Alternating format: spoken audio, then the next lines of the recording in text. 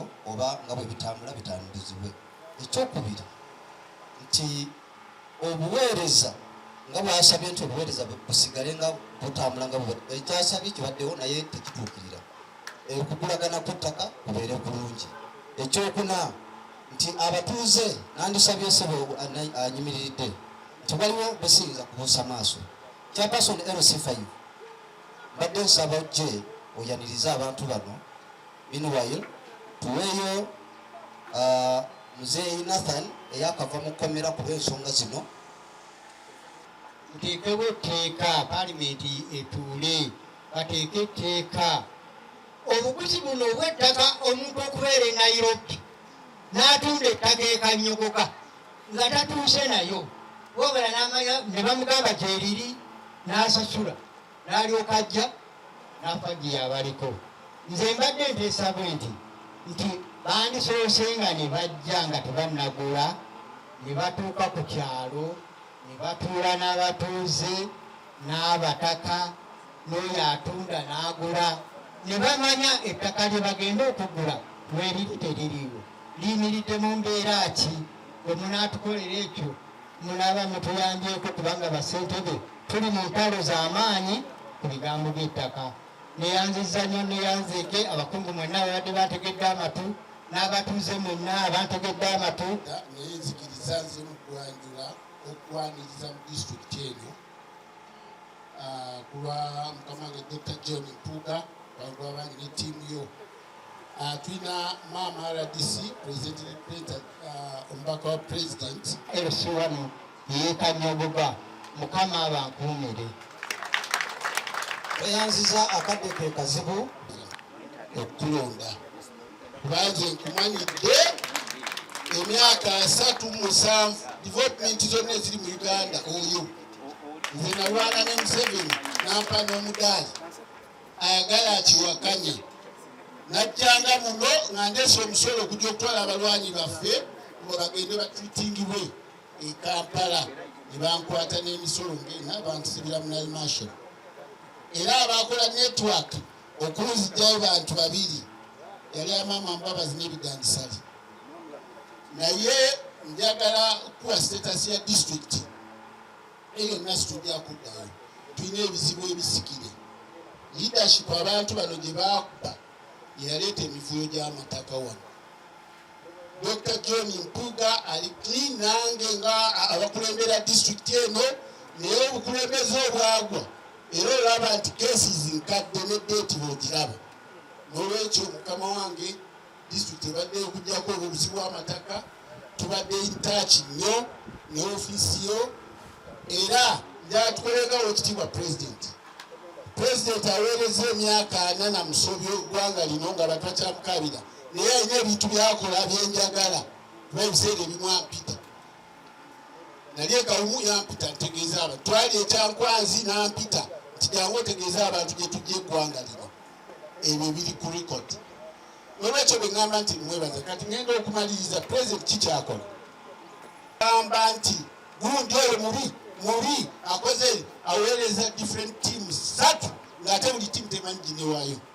Tiimu nejja wano nekola omulimu nekola lipooti mu kyama n'asindika endala nekola lipooti mu kyama n'asindika n'atumira lipooti ze n'abantu bano tutunuulire kubanga mululu twagala. Naye nze nkusaba ekintu kimu nga maze okwaniriza mu disitulikiti olwaddek njagala ondabe private twogeremu ekyo bonna okimpa ojja kuwakawegemu. I'm the Deputy Chief Administrative Officer Kyankwanzi. I'm 4 years old here because I started my official duties on Monday. You will excuse me. I said yes. Days, actually days. You will excuse me, my Uganda is not it's not the best.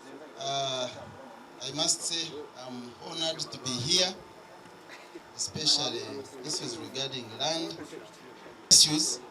But the good thing is that we have good leadership headed by His Excellency the President, and all these issues have always been sorted out. So what is important is to see how these matters are resolved and amicably without unnecessarily going into or escalating the conflicts. So I wish to call upon each one of us to make sure that these issues are always addressed using the right channels. Good enough, we have decentralization. I think you know decentralization. So we have government right from LC1. That's why the chairman LC1 was here, and he really gave us the background and everything about this issue. But then I heard something which I had never heard, that cows here eat coffee leaves.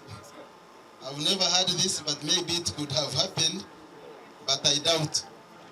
So there are other issues, of course, that may affect us, like the issue of education. We know education is the basis of development of our country. And that's why we have had good programs like UPE.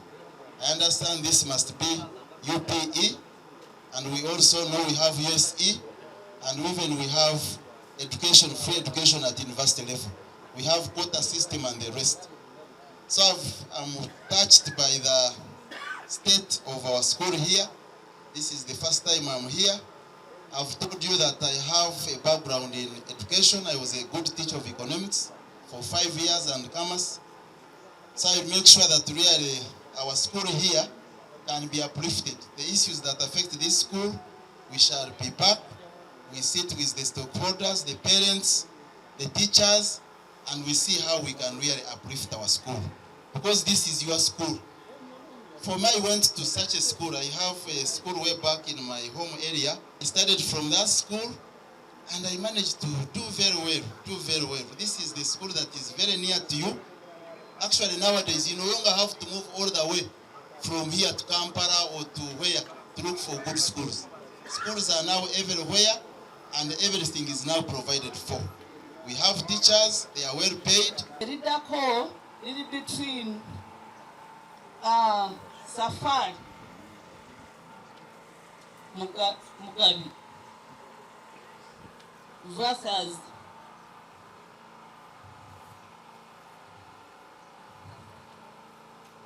the name has gone off. Ntambala Aya plus community. Bana abanene bwe balwana ate abakosebwera babeera ba wansi abalinako ebibanja n'ekirala eyo naye ekyali mu struggle wajjayo naye ekyali mu struggle. Ettaka eddala era liri between Safari Mugabi